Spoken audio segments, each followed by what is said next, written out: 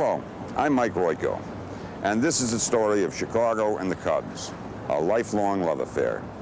It's history, sure, a slice of Americana, but it's also a story of a unique ballpark, the players who took to the field, the fans who took them to their hearts, and a city that considers the whole spectacle as much a part of the environment as, well, as water and air.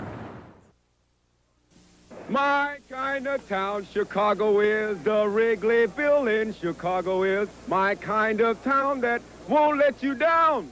It's my kind of town. My kind of town, Chicago is.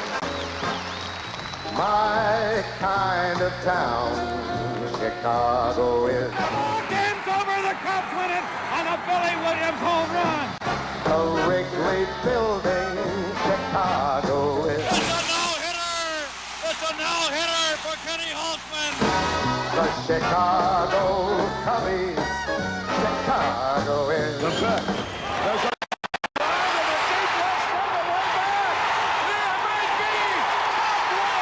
It's mine, all of it is mine, my kind of town. Chicago, Chicago, Chicago, my kind of town.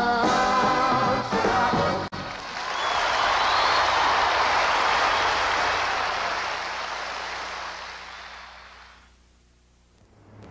This old pumping station, despite popular belief, isn't the only part of Chicago's past that survived the Great Fire of 1871. In a roundabout way, there was a baseball team that made it too.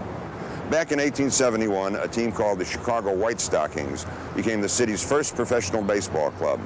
That team did okay for a while, but a funny thing happened to the White Stockings on the way to their pennant.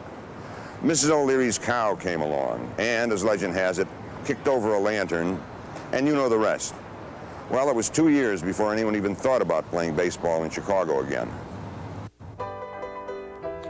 The year was 1875, and the world was in the throes of the Industrial Revolution. That was most apparent in cities like Chicago, where the population grew in leaps and bounds. Now those people needed to be entertained, and baseball was one way to do it.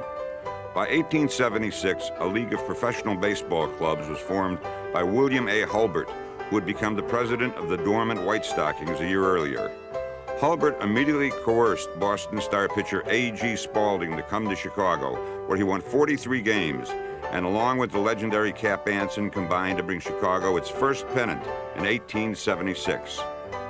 Anson later went on to become the first Mr. Cub, compiling more than 3,000 hits in his 22-year playing career, while also managing the team to 3 consecutive pennants from 1880 to 1882.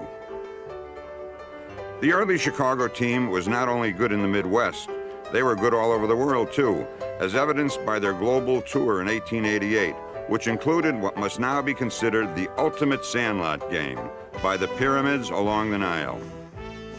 In 1902, the team became known as the Cubs because it had a lot of young players. And in 1905, Frank Chance took over as manager. Soon the Cubs built a powerhouse, with third baseman Harry Steinfeld, the legendary double-play combination of Joe Tinker, Johnny Evers, and player-manager Chance. The pitching staff had Mordecai Three Fingers Brown, who won 20 games 6 seasons in a row, Orville Overall, who won 23 games in 1907, and Ed Rulebach, who, beginning in 1906, won 79 games in 4 years. The 1906 Cubs won a record 116 games and went on to face the White Sox in the only crosstown World Series Chicago has ever seen. The Cubs were heavily favored, but the Sox prevailed, winning the series in 6 games. A year later, the Cubs returned to the series again, where this time they took 4 straight from the Detroit Tigers, holding the legendary Ty Cobb to a .200 average in the series. Today, it's sort of disheartening to look back and realize that the last time the Cubs were a powerhouse, the Wright brothers were just beginning to fly, but such was the case in 1908, which happened to be the 3rd consecutive year the Cubs found themselves in the series. Only that year, things weren't so easy. After winning the pennant by 20 and 17 games the previous 2 seasons, the Cubs needed a miracle, or more accurately, a miraculous blunder to help them win the pennant. In a crucial game in late September, the New York Giants seemingly beat the Cubs on an Al Bridwell single in the bottom of the ninth. But as fans poured onto the field, Fred Merkle of the Giants, who had been on first, headed straight for the center field clubhouse, never touching second base. After Merkle was called out, a near riot ensued, and the game couldn't be resumed. Eventually, the Giants blew their 5-game lead and then lost a replay of Merkle's game 4-2 as the Cubs won the pennant and eventually the series over the Tigers. Soon after, however, fortunes changed. And although they still had players like Frank Schulte and 1912's Triple Crown winner Heine Zimmerman, the Cubs fell on hard times. Meanwhile, Chicago was building beyond its stockyards.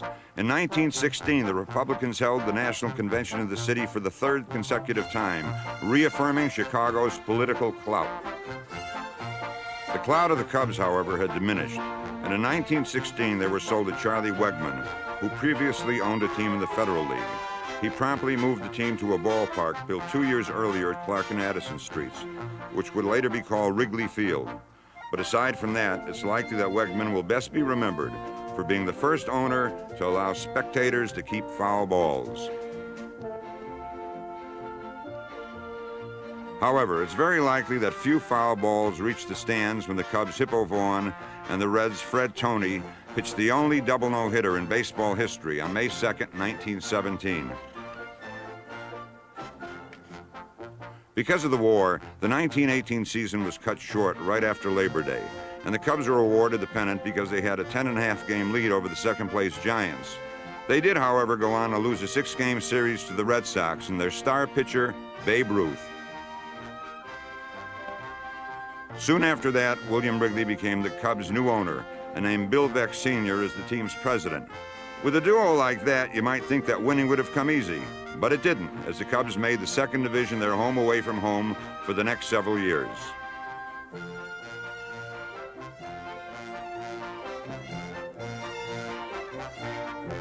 However, there were some bright spots, such as Grover Cleveland Alexander, who won 27 games in 1920.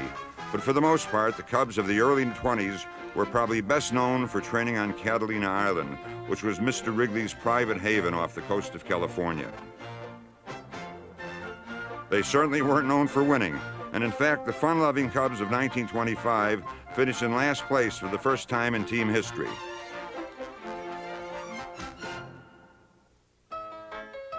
A year later, there were changes all over Chicago. The original portion of Wacker Drive was completed, a 2-level street with an eye toward practicality. Not to be outdone, that same year, the Cubs went for practicality too, hiring manager Joe McCarthy, who turned the team into immediate winners. With help, of course. There was pitcher Charlie Root, the Cubs' all-time win leader with 201. And Riggs Stevenson, the Cubs' all-time career batting leader with a .336 average. Add to them Kai Kyler, who hit over 305 times in his 7 Chicago seasons, as well as Rogers Hornsby and Hack Wilson, and the Cubs had a North Side version of Murderers Row. Of course, the Cubs weren't alone in murdering opponents, especially in Chicago during the 1920s. However, people did forget about Al Capone, at least for a while, in 1929. That year, outfielders Wilson, Stevenson, and Kyler all had more than 100 RBIs, the only time that's ever happened in baseball history. As for the Cubs, well, they won the pennant, but then lost to Connie Mack's Philadelphia A's in the series when the A's came from 8 runs down to win Game 4 and 2 down in the bottom of the 9th to win the 5th and final game. The loss stayed with the Cubs the next year as they failed to recapture the pennant, even though Hack Wilson had one of the greatest years ever. That season, in 1930, Wilson hit 56 homers and drove in a Major League record 190 runs. 2 years later, in 1932, shortstop Billy Jurgis was shot during the season, but he recovered, as did the Cubs, who found themselves facing the New York Yankees in the 32 series. But the New Yorkers proved too tough, taking 4 straight by the combined score of 37-19.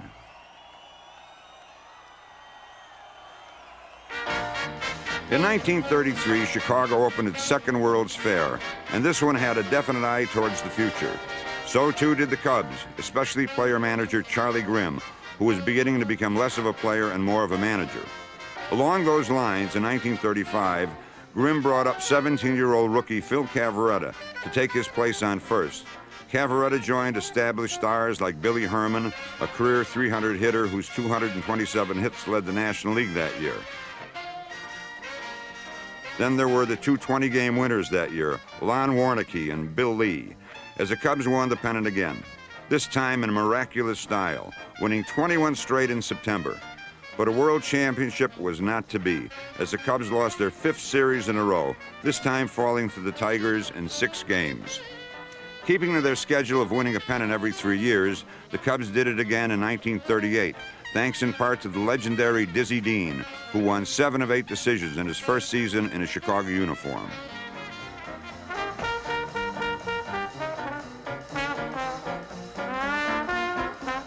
'38 was also the year that catcher Gabby Hartman took over for Grimm as manager midway through the season. The Cubs had been in 3rd place, but under Gabby they staged a furious comeback, which culminated when Hartnett himself hit his famous homer in the Gloman to help overtake the Pirates near the end of the season. When it was over, the Cubs had won 21 of their final 25 to take the pennant. The World Series was next. But before Cub fans would get too excited about their team, along came the New York Yankees. Babe Ruth might have been gone, but the Yanks still had Lou Gehrig and a newcomer named Joe DiMaggio.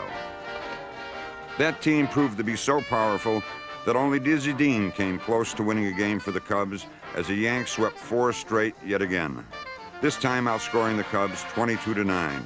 And to add insult to injury, it was one of 7 pennants in New York for ex-Cub manager Joe McCarthy. The war years followed soon after, but Chicagoans were still interested in following their Cubs, especially in 1945 when the pennant wound up in Chicago again. One reason it did was Andy Pafko, who drove in 110 runs that year. Another was Stan Hack, one of only 6 Cub players to have more than 2,000 career hits. Add to them Phil Cavarretta, the league's leading hitter in 1945, as well as the league's MVP a year earlier in Bill Nicholson, and a pitcher by the name of Hank Borowy, who went 11-2 after coming to the team in late July. And you could see why the Tigers should have been worried, only they weren't. And the Cubs lost yet another series, this time in 7 games. That particular loss marked the end of an era where Chicago was a sweet home for the winning Cubs. Come on, baby, don't you wanna go? Come on, baby, don't you wanna go? Back to the same old place, sweet home Chicago. 1 and 1 is 2, 2 and 2 is 4.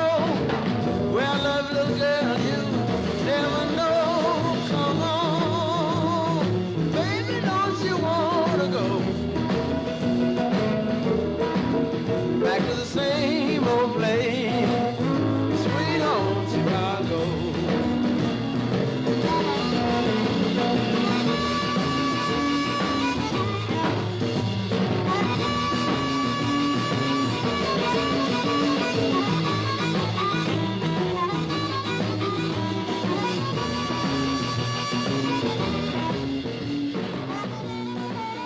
The 50s didn't bring much winning baseball to Chicago, but there were some great individual performers. For instance, Hank Sauer, who was called the mayor of Wrigley Field without stealing a vote. He won the MVP award in 1952, leading the league in homers and RBIs. In September of the next year, Ernie Banks appeared in a Cubs uniform for the first time.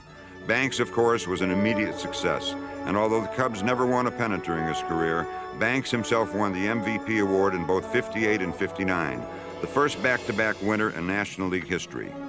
In 1961, Billy Williams became the first Cub to win the Rookie of the Year award.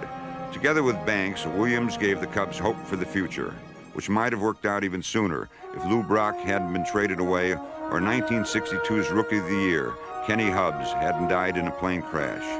Then again, there was that college of coaches approach to managing in the early 1960s that was bound to hold back the Cubs anyway.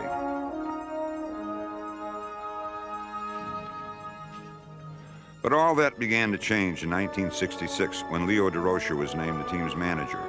Leo brought a winning attitude to Chicago right away, although having players like catcher Randy Hundley and pitcher Fergie Jenkins certainly had something to do with the team's turnaround.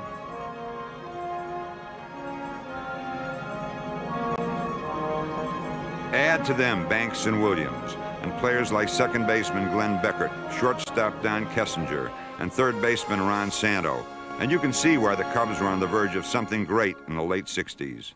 Unfortunately, during that same time, something great was not happening to Mayor Daley and the city of Chicago.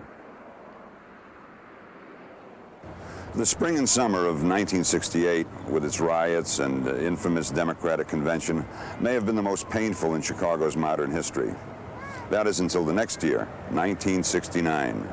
That's when Chicago fans found out what a real hangover feels like. In 1969, the Cubs were favored to win the pennant, and for a while they played like it. Deep to right, back, high! It's all over! Willie Smith got homered! The Cubs win the game! That's him! There she goes! Back! Hey! Hickman did it again! Oh, brother! The old June swoon that year? No way. Those were different Cubs.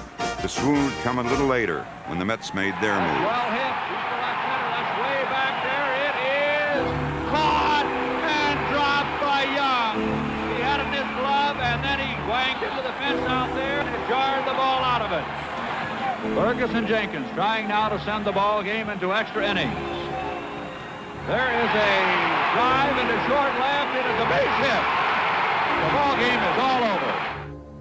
A few months later, it was the season that was all over. There's a base hit to right. Agee rounds third. Teddy Yost waves him in. A throw in. He is saved at the plate. And Huntley is really hollering at Davidson. No matter how much hollering the Cubs did, there was nothing they could do to stop the Mets in 1969. After spending 155 consecutive days alone in first place, the Cubs had to settle for second. In fact, settling was something Cub fans had to do for the next 15 years. There were some bright spots, though, like the back-to-back batting titles Bill Madlock won in 1975 and 76. That's a pretty well hit ball to right. The ball game is over. Madlock has sent one to the wall. And what a day that Madlock has had. Yeah, but Madlock was traded the next season. But 4 years later, in 1980, the Cubs had another batting champion, Bill Buckner. Oh, there's one hit deep to right field. Hey, kiss it goodbye. A grand slammer by Buckner. A year earlier, in 1979, Cub fans were treated to the Major League leader in home runs, Dave Kingman.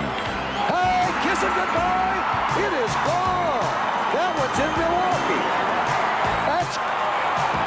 It hit the front porch of the third house across Waveland Avenue.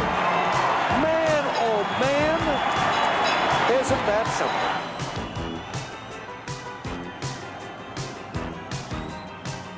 In 1980, Kingman's celebrity landed him a column in the Tribune. But Dave, of course, turned out to be much better with his bat than his pen, and his column, like his Cub career, would be over by the end of the season.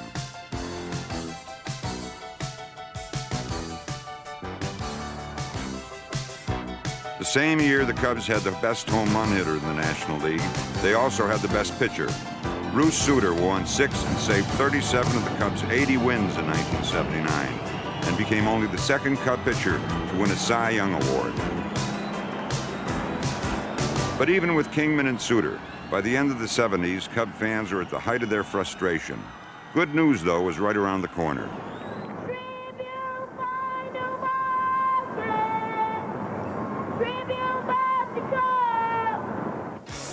In August of 1981, the Wrigley family, which had owned the Cubs since December of 1915, decided to sell the team to their neighbors across Michigan Avenue, the Tribune Company.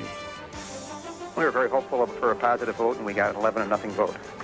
As Andy said, we're very, very pleased when we had the affirmative vote from Chubb and the owners. Soon after the new owners took control of the Cubs, an optimistic Dallas Green was named the general manager. We're going to be very competitive, and we're going to move up in the standings, and if we get to that 500 mark, like I said, I think anything can happen. Although very little happened during Green's first 2 years, things began to change when Jim Frye became the manager in 1984. Although optimism hadn't been part of a Cub fan's vocabulary for what seemed like an eternity, Frye would eventually lead the Cubs to a storybook season in his first year. We're writing a script. Having won in 39 years, we'll be going down in history. Write it down. Yeah.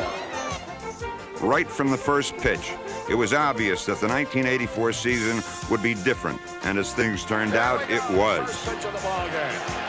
Mark Davis's delivery. Line drive, base hit for Denier. And a way to start the new year. What a way to start it, all right. Through the middle of June, the Cubs held on to first place, and then made a trade that really got them going. Rick Sutcliffe came from the Indians and went on to win 16 of 17 decisions as the lead steadily increased. Fittingly, the final challenge would come from the Mets. But unlike 1969, this was the Cubs' year. They're going to get him. He's out! Holy cow! Good side. Made a perfect throw. And so the Cubs forged on to a title, eventually winning the East on September 24th, 1984.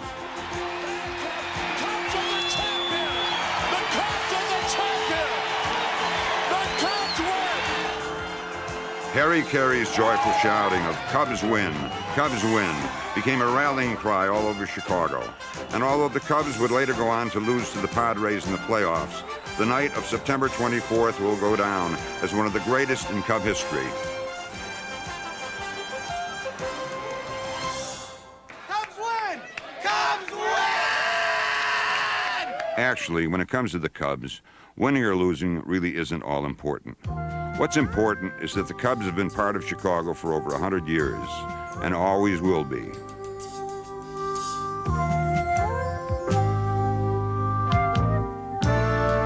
Take me back to Chicago and lay my soul to rest, where my life was free and easy. Remember me at my best. Take me back to Chicago, where my music was all I had. I tried to be as good as I could, and sometimes it made me sad. Take me back to Chicago, Chicago.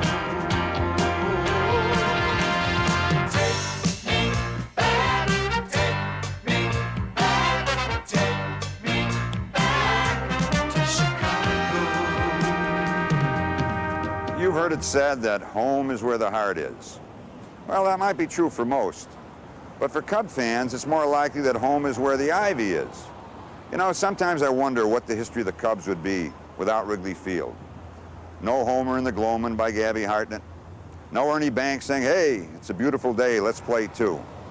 I mean, this old ballpark is as much a part of the team's tradition as any player, coach, manager, or owner. In a sense, Wrigley Field is the Cubs.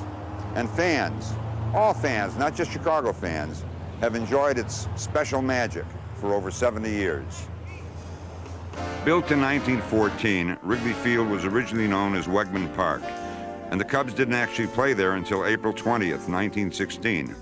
It was another 10 years before it got its present name, in honor of William Wrigley, who owned the team until his death in 1932, when the Cubs were then passed on to his son, P.K. Contrary to popular belief, most of what we see of the park today is not what people saw when it was first built. Since the beginning, Wrigley Field has undergone several renovations and expansions.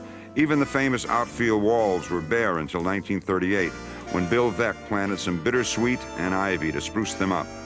And the scoreboard didn't appear on top of the center field bleachers until 1937. Then there's the matter of lights. As any Cub fan knows, there are none.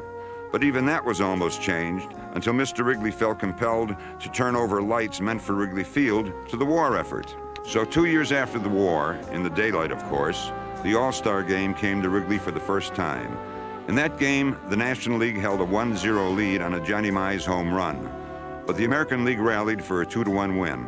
It would be 15 years before the game would return, and that same year, not only would the Stars come to Wrigley Field, but Wrigley Field would be brought to the Stars. We in television are convinced that the ability to portray immediacy, to realize what's new, what's going on, is the true significance of this new communications bridge.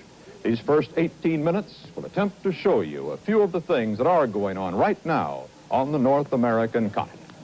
I'm Walter Cronkite. Here is Chet Huntley. Good evening, Europe. We had intended to take you at this time to Washington, where the President's weekly news conference is about to begin. But because of early acquisition at Andover, we got the Telstar circuit early, and the President has not yet started. So suppose we take you to a baseball game in Chicago instead. Ladies and gentlemen, we have just been informed that this baseball game is being seen in Europe right now over the Telstar satellite. Let's give all the baseball fans in Europe a big hello from Chicago.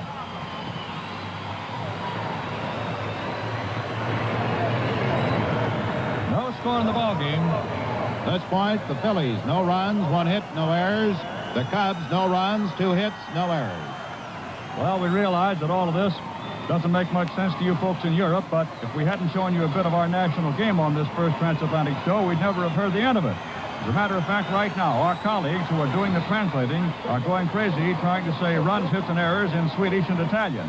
In any case, here it is, a brief glimpse of American baseball played in the biggest arena in the world, all the way from Wrigley Field in Chicago to the Coliseum in Rome. I'm sure on that day, the one thing that didn't get lost in the translation was the beauty of Wrigley Field. In this era of multi-purpose stadiums, Wrigley Field remains a link to the past, right down to its natural turf, natural lighting, and manually operated scoreboard. But the charm of Wrigley Field lies not with the art of changing numbers by hand. It's much more than that. It's the continuity, the feeling of being in the same place as fans who once watched all the great moments in the stadium's history, like Babe Ruth's famous called shot in the World Series of 1932. I'll never forget it. It was a tough series. Both clubs riding each other, doing everything to get each other's goat. Well, I was this one particular time when I went to bat, Charlie Root was pitching. Well, I looked down at center field and I implored him. I said, I'm going to hit the next pitch ball right past the flagpole. Well, the good Lord must have been with him.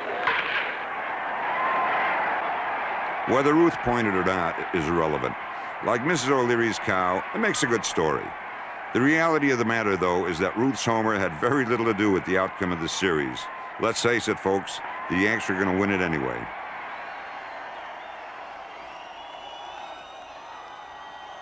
But that wasn't the case with Gabby Hartnett's homer in the Gloman in 1938. Now that one was important. As the story goes, a crucial game between the Cubs and Pirates was about to be called because of darkness, until Hartnett put an abrupt end to the afternoon. Gabby steps back into the box. Brown goes into his windup. He throws. Gabby swings. He hits it. It's a long, long drive, way out into left center. Lloyd Wayner is racing back. It's going. It's going. It may be. It may be. It is. Home run.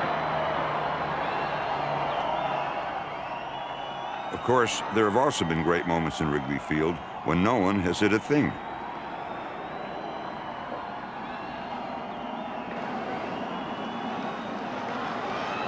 Watch it. There's a drive on the line to left field. Come on, Moose. He did it. He did it. Oh, fabulous catch. It's a no-hitter. A no-hitter. And what a catch that Moran made. Oh, brother, what a catch he made.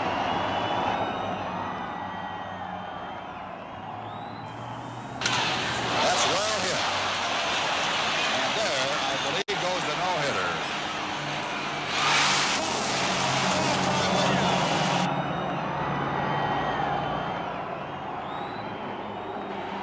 Ball three, strike two. Here it goes. Ground ball. Tuckered up with it. The throw to bag. It's a no-hitter. a no-hitter for Kenny Holtzman. Look at this. Oh, brother. Strike three. It's a no-hitter. A no-hitter for the kid, Bert Hooton. And look at him grab him. Everybody pouring out of the bench. Fans racing onto the field. Ball three. Strike two. 2 out. Perfect game on the line. No-hitter on the line. Watch it. It's a ball. And Pappas is enraged. I don't know what Bruce was thinking. I think he was very stupid in what he did, looking back on it, because all he had to do was raise his right hand. I'm sure nobody would have squawked, especially on the San Diego side. How many chances do you get? That was my one chance, you know. Probably, I feel fortunate that I did have the fact of doing that, but there was only 10 before that, so there hasn't been a lot of perfect games. There's a high fly ball. Short right, should be caught. Fan zone's out there on the grass. He has it. It's a no-hitter for Pappas. Milestones have been reached in Wrigley Field, too, like the day that Stan Musial came to Chicago and treated Cub fans to his 3,000th hit. Here's the pitch. Line drive, there it is! Into left field! Hit number 3,000! A run is scored! Musial around first! On his way to second with a double! Holy cow, he came through! 27 years later, another great came through, too, when Pete Rose equaled Ty Cobb's all-time hit mark.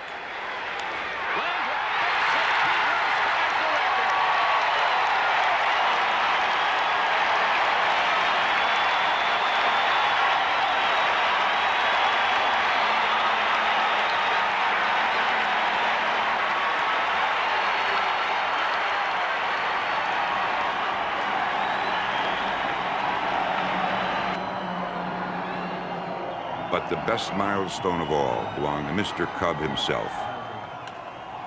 That's a fly ball. Beat the left track. That's it. That's it. Hey, he did it. Ernie Banks got number 500. What a great thrill that was. Just tremendous there. It's a wonderful feeling. And as I was rounding the bases, I was thinking about all the people who have helped me become a Major League Baseball player. And, of course, playing here at Wrigley Field certainly has been a tremendous asset to my career. There have also been days at Wrigley Field when our famous wind has had something to do with the final score. Fly ball, left center, that's pretty well hit. Wow, come on. A home run for the pitcher. Wow. Oh, boy. That makes it 7-0. Johnny Moore has just tripled one in. And the score of this ball game now is Philadelphia 7, the Chicago Cubs 6. Well, Maddox has a double and a home run in this inning. So now the score of the ball game is Philadelphia 15, the Cubs 6. A home run for Adabel. And now the score of this ball game is 17-9. Terry Martin with a 2-run home run. 7 runs here in the 5th inning. It's now 21-16. You got to be kidding. Kingman's 3rd home run of the ball game, and let me tell you, it's now 21-19, and I'm losing my voice. It's a tie game. Oh, brother. Whoa, boy.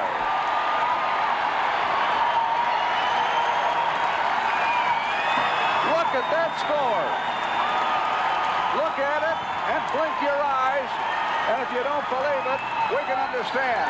And the score at the end of it is Philadelphia 22, the Chicago Cubs 22. Mike Schmidt has just gotten his 2nd home run of the day, and now the Phillies lead in this ball game by a score of 23-22. And a very sad finish to one of the greatest games anybody has ever seen anywhere. Fortunately, one of the greatest performances by any one Cub player had a happy ending. It was in 1984 when Cubs second baseman Ryne Sandberg put on a hitting clinic against the Cardinals' Bruce Sutter. Center field and deep. This is a tie ball game. It was a crazy afternoon, I'll tell you. You know, the fans were out here. We had a full house. They were going crazy, and I was just glad to be a part of that ball game. Sandberg didn't only tie the game once, he did it twice. Deep left center. Look out. Do you believe it? It's gone. I think that was one of the games that made our players realize how good we could be. Everybody was watching it, all the Chicago Cub fans, I think, finally said, well, maybe the '84 Cubs can do it. Of course the '84 Cubs did do it, and went on to smash the Padres 13-0 in the opening game of the playoffs at Wrigley. Sends it deep left field. Going back and looking up is Martinez. It's gone. Cubs lead 1-0.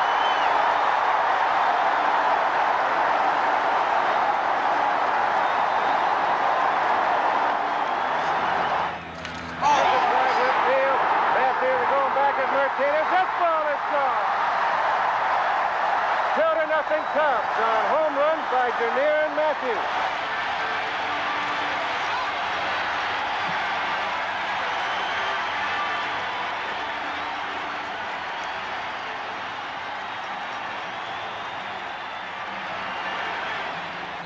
High to right, way back. This ball is gone.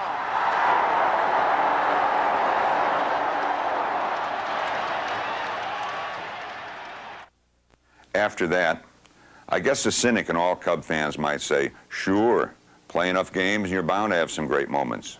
But let's be fair. The Cubs have won more games than any other one-city team in baseball history. So what if they've lost more too? The point is the Cubs have had their share of great players. I bet you didn't know that 35 Hall of Famers once put on their uniforms in a Cub clubhouse. That's 35, folks. Okay, I know what you're thinking. Most of them did play before 1945. So what? From 45 on, the Cubs have had some pretty good teams. And some guys who could play the game, too. None better, of course, than Mr. Cub himself, Ernie Banks. For 19 remarkable seasons, Banks' sunny disposition shined through the darkest days in Cub history, becoming along the way not only a deserving fan favorite, but a slugger of unlikely proportions.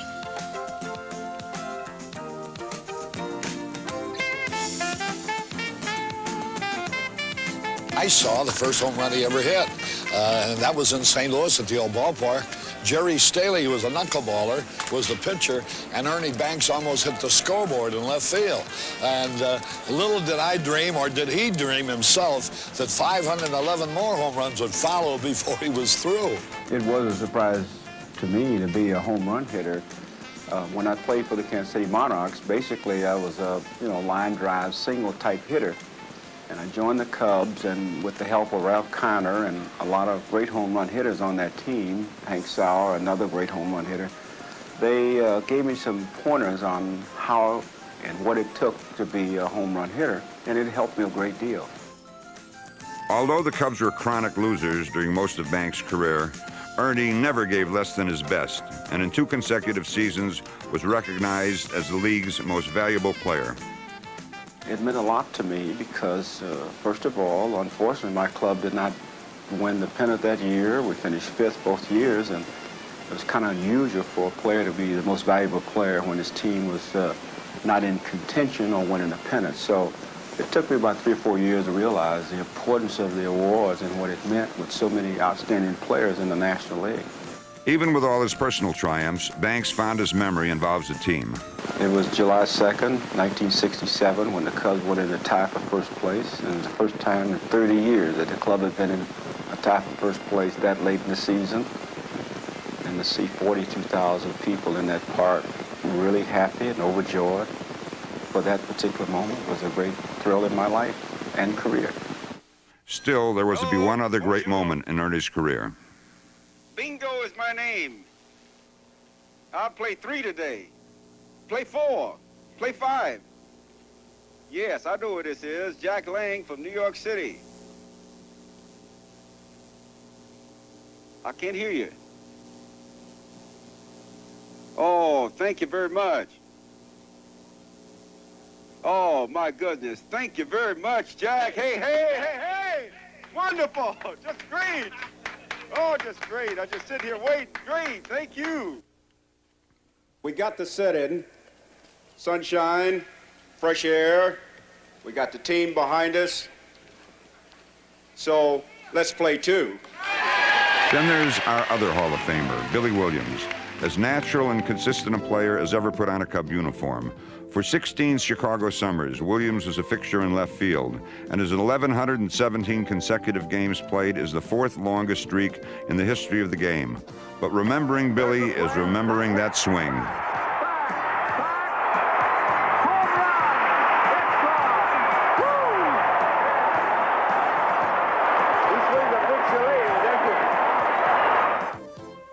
So much had been said about my swing. It was something that I guess I had when I first started playing baseball. A lot of people in baseball saw it, and a lot of people in baseball predict that I would win the batting title someday. And of course, it was a thing that, you know, I used to work at it. I had some traits of a good hitter, but I had to refine it. And with my determination, and of course with a great hitting coach like Roger Hansberry when he was with the Cubs, and we just worked on it, and all of a sudden I refined it and became one of the best swings in baseball. That's hit way back. Say goodbye to that one. It is a home run. Hey, hey, Billy Williams put one all the way out of the ballpark on Sheffield Avenue. Man, did he whack it. My approach to hitting a baseball is to get a good ball to hit and try to hit the ball hard. Now, luckily, 426 of those balls went out of the ballpark. Billy hits one to deep center field. Going back to center fielder Roque, but it is gone. Way up there in about the 6th or 7th row in center field, Billy Williams has just socked his 37th home run of the year. I really thought that one year I had the most valuable player won, and after I didn't get it, I was a little disenchanted. Oh, that's hit. Back to go. Back. Hey! He did it! Billy Williams put it on the catwalk and right, the Cubs win the ball game. I like to be remembered as being a consistent player. When the chips were down, I came through. You know, I was that money type player we speak of, a player's player. A player's player, and finally, a Hall of Famer. Is that right? Oh, no. Is that it? Oh, beautiful. Oh, man. Shoot. 86% of the votes, huh? Is that right? For pitchers, how about Ferguson Jenkins? Maybe the greatest ever to take the mound at Wrigley Field. In 1971, Fergie won 24 games to lead the league and become the first Cub to win a Cy Young Award. Okay, so all of his 3,000 career strikeouts didn't come in a Cub uniform, but his 6 straight 20-win seasons did, and that's quite a feat.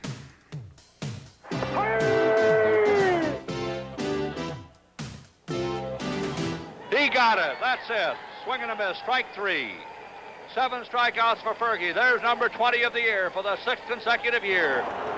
Maybe someday soon Fergie will get his due and join Banks and Williams in the Hall of Fame. And when he gets there, he might as well save some room for Ron Santo. For 8 consecutive seasons, from 1963 to 1970, Santo hit more than 25 homers and played the kind of third base that turned heads. There's a liner. Hey, what a catch by Santo. Man alive, did Ronnie come up with one there. A duplicate of the play before. Still, Santo's legacy will be the long ball. That's pretty well hit. Get ready for number 300. Back. Hey! A home run for Santo, the 300th of his career. September 21, 1971, Santo did it. Number 300.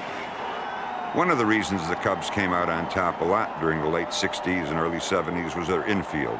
Joining Santo was Don Kessinger, the Cubs shortstop for more than a decade. Kessinger came to Chicago in 1965, and when he ended his 11-year Cub career, he set a team record by playing in 1,618 games at short. Although he had a little trouble at first, Kessinger turned into one of the finest fielders in the league. Makes the play. Ground ball, backhand stop by Kessinger, throws to second, a beautiful play by Kessinger. Oh, what a play. There's the drive, caught by Kessinger. And sometimes Kessinger could hit, too. There's a drive in the left, and that's 6 for 6 for Kessinger. How about that?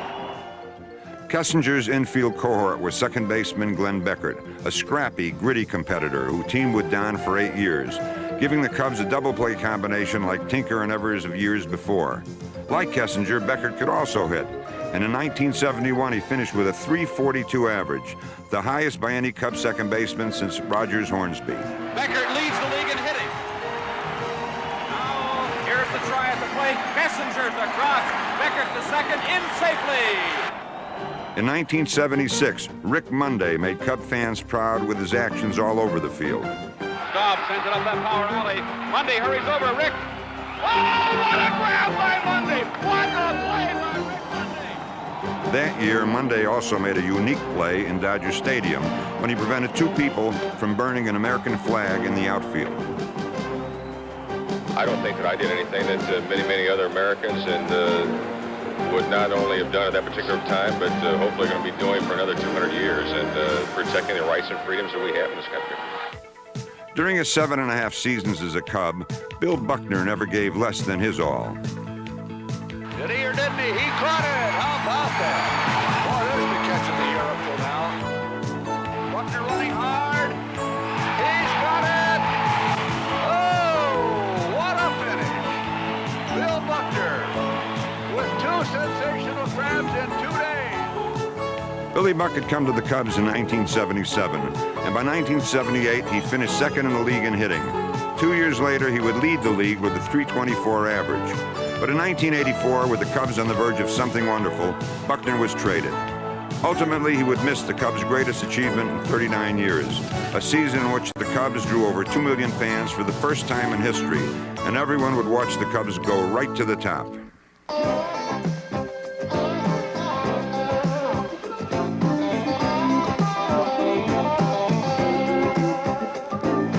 Baseball season's underway. Well, you better get ready for a brand new day. Hey, Chicago, what do you say? The Cubbies! The Cubs are gonna win today. They're singing, go Cubs, go! Go Cubs, go! Hey, Chicago, what do you say? The Cubs are gonna win today. Go Cubs, go! Go Cubs, go! Hey, Chicago, what do you say? The Cubs are gonna win today. Well, I certainly hope we don't have to wait another 39 years for the next title. But then again, we don't want the next generation of Cub fans to grow up only as winners, do we? After all, most Cub fans grew up with losing. Hey, the Cubs taught us about losing. They taught us about never giving up. They taught us about patience. Boy, do we have patience. Still, when someone asks me to describe a Cub fan, I'm reminded of that old story. The one where the optimist looks at half a glass of water and says, it's half full. Pessimist says it's half empty. But a Cub fan, well, a Cub fan looks at that same glass of water and he says, when's it gonna spill? And don't tell me that's not justified. I mean, why in the heck would anyone continue to torture themselves and root for a team that hasn't won a pennant since 1945? Well, if you have to ask, you'll never understand. Rooting for the Cubs is in our blood.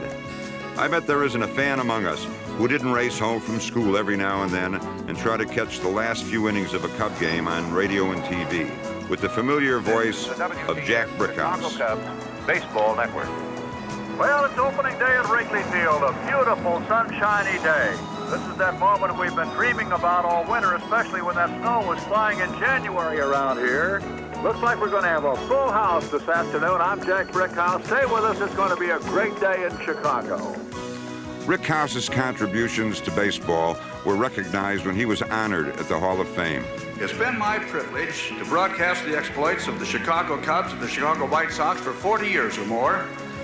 There in Wrigley Field and Comiskey Park, I have experienced the joy and the heartbreak, probably more of the latter than the former. But Chicago and its beautifully loyal fans have had a resiliency which has kindled a perpetual flame of hope. If ever a group of fans deserved to be in the Hall, look no further than Cub fans, especially in 1969, when Dick Selma often whipped the bleacher bums into a frenzy. That year, even in defeat, Cub fans came across better than any other group of fans all over the country. After all, we showed those hated Met fans what rooting was all about. And so what if we lost? Winning isn't everything to a Cub fan. To us, the game's the thing. Now, we all know that the most knowledgeable baseball fans can be found at Wrigley Field, but how about the most visible?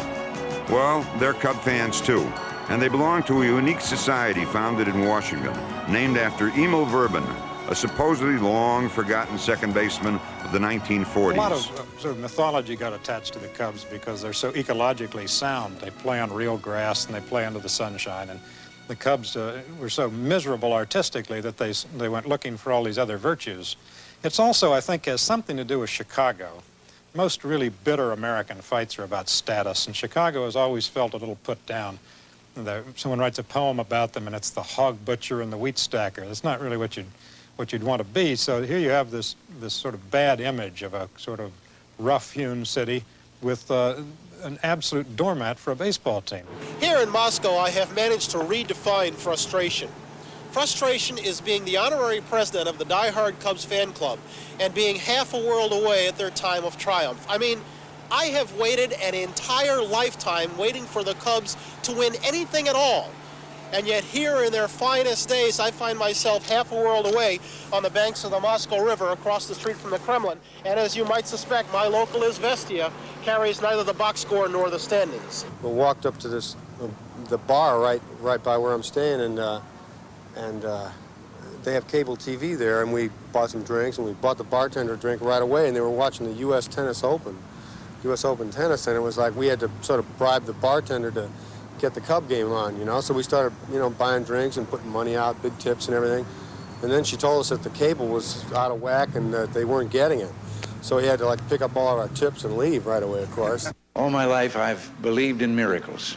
I believe that if you truly have faith, your dream will come true. And now after 39 years of waiting, the miracle is happening.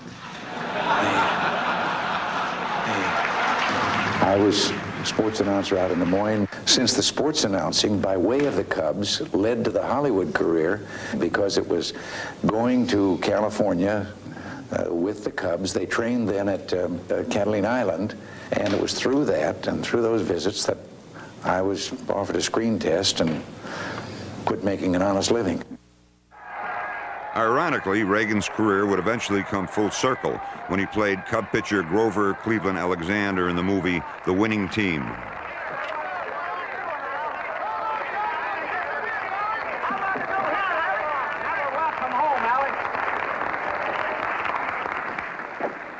They remember you, don't they?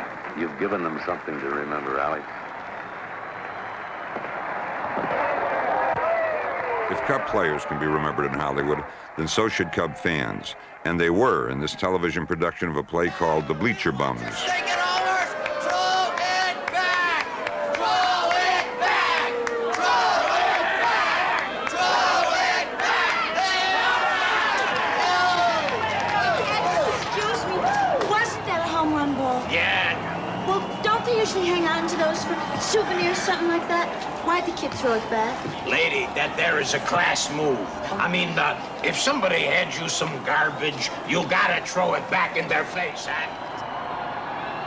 Whether or not throwing it back is a class move is certainly debatable, but you've got to admit, it's unique. Then again, that's what being a Cub fan is all about. And I'm sure the Cubs got a taste of that during that special '84 season, when they showed the fans just how much their support meant to them. That day, the Cub players thanked the fans, not only for 1984, but for 1945 and 1908. They thanked the fans for all the years of sticking with them, through all the losing, and finally, the winning.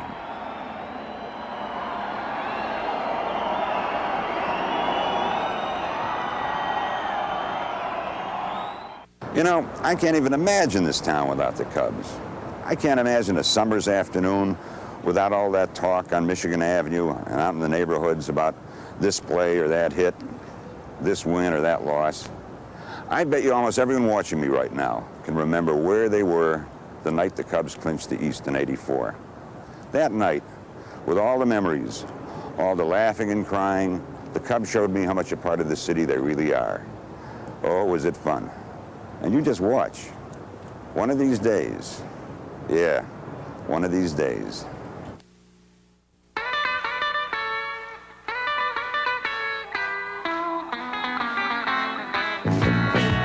Come on, oh baby, don't you wanna go? Come on, oh baby, don't you wanna go? same old place. Sweet home, Chicago.